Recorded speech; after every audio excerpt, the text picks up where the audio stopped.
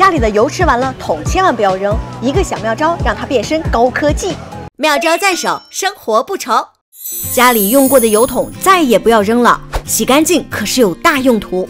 您只需要再找来2个吸管，它们加在一起放在阳台上，起的大作用您绝对想不到。好了，只需要找到2根可以弯头的吸管，然后在空油桶的下端戳2个小孔，可以先用马克笔标记一下，小孔的距离在2厘米左右，一上一下。现在呢，我们用工具把小孔戳出洞来。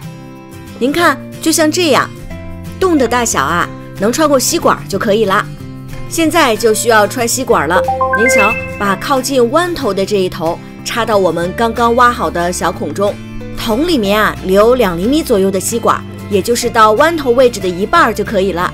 接下来我们再插入下面的吸管，这根吸管留在桶里的长度要多一些，是刚才2倍就可以了。基本上呢就到这个弯头的位置。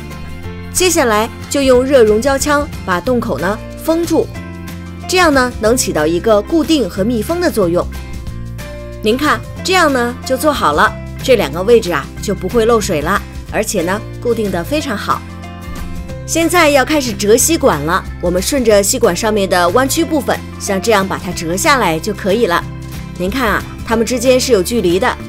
接下来我们需要修剪一下，这吸管有点长，我们先把上面的这根吸管呢剪掉少许，下面的这根吸管要比上面的吸管再短一些。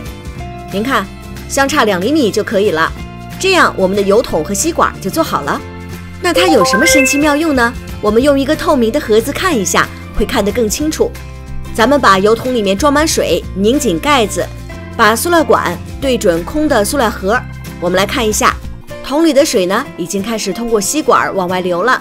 不过神奇的是，水面一旦到达短吸管的位置就停了。我们再舀出去一些水，您看又开始流了，是不是很神奇呢？所以它就可以变成一个自动浇花器。您出远门的时候再也不用担心家里的花没人浇了。您瞧，就像这样，把花盆呢放到一个浅盆里，然后把油桶放在旁边，就可以自动浇花了。同样，用它还可以给家里的宠物自动喂水，水喝完了，盆里的水还能自动续上。您看多方便呀！如果觉得这个妙招好用，赶快转给您的朋友和家人吧。别忘了订阅、点赞，按一下小铃铛哦。